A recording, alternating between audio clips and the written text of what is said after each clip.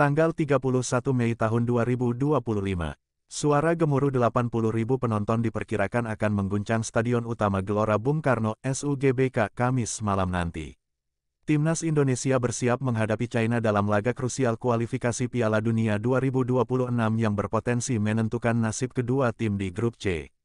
Pertandingan yang akan disiarkan langsung di RCTI dan Vision Plus pukul 20.45 waktu Indonesia Barat ini diwarnai tensi tinggi, di mana Indonesia berburu 3 poin untuk bangkit dari dasar klasemen, sementara China yang masih tanpa poin bermain mati-matian demi harapan tersisa. Drama di balik garis SUGBK Karno tanggal 5 Juni besok Indonesia vs China. Pelatih Patrick Kluivert terpaksa merombak skuad intinya. Dua pilar andalan, Maarten Paes kiper dan Marcelino Ferdinand, gelandang serang, harus absen akibat akumulasi kartu. Kabar pahit juga datang dari pemain belakang Sandy Walsh dan Ragnar Oratmangun yang masih terbelit cedera. Ini ujian karakter bagi pemain muda, ujar Kluivert dalam konferensi pers. Hernando Ari dipercaya menggantikan Paes di bawah Mister Gawang, sementara Nathan Chuaon diproyeksikan mengisi kekosongan Marcelino di lini tengah. Di sisi China, pelatih Branko Ivankovic mengandalkan duet maut Zhang Yuning dan Li Yuanyi yang secara khusus mempelajari kelemahan pertahanan Indonesia. Mereka tim berbahaya meski catatan buruk, kata mantan pelatih timnas Indonesia Shin Tae-yong yang kini menjadi analis.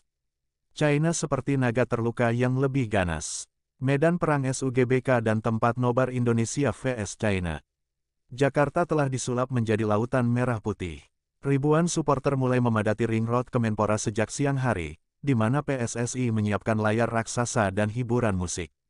Kami ingin ciptakan atmosfer seperti di stadion, ujar Ketua PSSI Erick Thohir. Bagi yang menginginkan suasana berbeda, Symphony of the Sea Ancol menawarkan nobar tepi pantai dengan pemandangan laut, sementara La Piazza Kelapa Gading menghadirkan konser Adrian Khalif sebelum laga.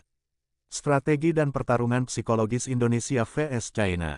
Kluivert diperkirakan tetap memainkan formasi ofensif 3-4-3, mengandalkan kecepatan Asnawi Mangkualam di sayap kanan dan kreativitas Witan Sulaiman.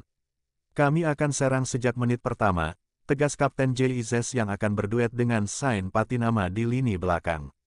Tantangan terbesar justru datang dari beban psikologis. Dalam 22 pertemuan sepanjang sejarah, Indonesia hanya menang 3 kali dan kalah 15 kali dari China. Namun statistik terkini memberi angin segar. China kebobolan 12 gol dalam 3 laga terakhir termasuk kekalahan memalukan 0-7 dari Jepang. Pertahanan mereka rapuh di menit-menit akhir, ungkap analis Liga China, Liu Jian. Sementara Indonesia menunjukkan peningkatan signifikan dengan 3 laga beruntun tanpa kekalahan imbang melawan Arab Saudi, Australia, dan Bahrain. Detik-detik penentu Indonesia vs China. Laga ini diperkirakan menjadi pertarungan sengit di lini tengah. Gelandang anyar Nathan Chuaon akan diuji menghadapi pressing keras China sejak babak pertama.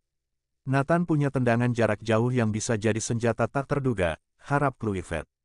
Di sisi lain, Indonesia harus mewaspadai tendangan bebas Li Yuanyi yang menjadi andalan China. Suasana haru menyelimuti tim ketika Rafael Struijk, penyerang yang mencetak gol krusial melawan Arab Saudi, berbisik di ruang ganti, ini untuk Garuda, untuk 270 juta rakyat di rumah. Di tribun VVIP, Menpora Dito Aryo Tejo telah memastikan kehadirannya bersama ribuan supporter yang mulai menyanyikan Garuda di dadaku sejak pagi. Ramalan pertarungan Indonesia vs China.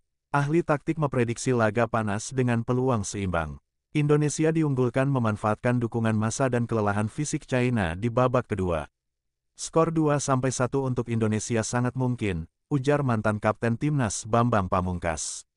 Kunci ada di menit 60-75 ketika pertahanan China biasanya keropos. Sebagai penutup, Kluivert berpesan, bawa pulang 3 poin ini, maka jalan menuju putaran final terbuka lebar. Malam Kamis nanti, seluruh Indonesia akan menahan napas, karena di lapangan SUGBK, bukan hanya bola yang akan bergulir, tapi juga harapan bangsa. Peluang Patrick Kluivert meloloskan langsung JIZS DKK, KAS, Kanada, dan Meksiko sebagai runner-up grup C zona Asia sangat berat karena mengacu klasemen sementara. Di atas timnas Indonesia ada Australia dan Arab Saudi, yang telah mengumpulkan poin 13 dan 10, sedangkan timnas Indonesia dengan poin 9 terus dikuntit Bahrain dan China, yang masing-masing mengoleksi 6 poin. Untuk jadi runner-up mendampingi Jepang, berat. Paling realistis finish di urutan ketiga atau keempat. Jika kalah dari China maka untuk main di putaran keempat bisa makin tipis.